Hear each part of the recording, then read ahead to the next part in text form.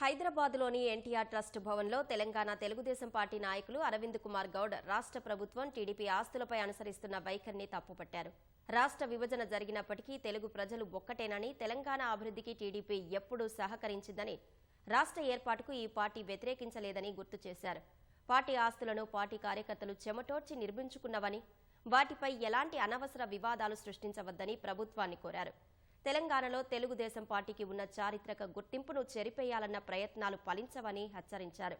TDP చేసిన సేవలను ప్రజలు మరిచిపోరని, పార్టీ హక్కుల పరిరక్షణ కోసం అన్ని స్థాయిల్లో పోరాటం కొనసాగిస్తామని తెలిపారు.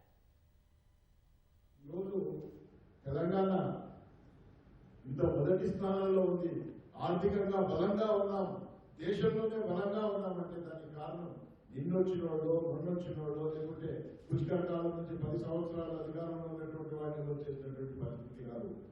మేము వేసినటువంటి పునాది, తెలుగుదేశం వేసినటువంటి పునాది, మేము చేసినటువంటి అభివృద్ధి వల్లనే ఈరోజు ఆర్థిక వల్ల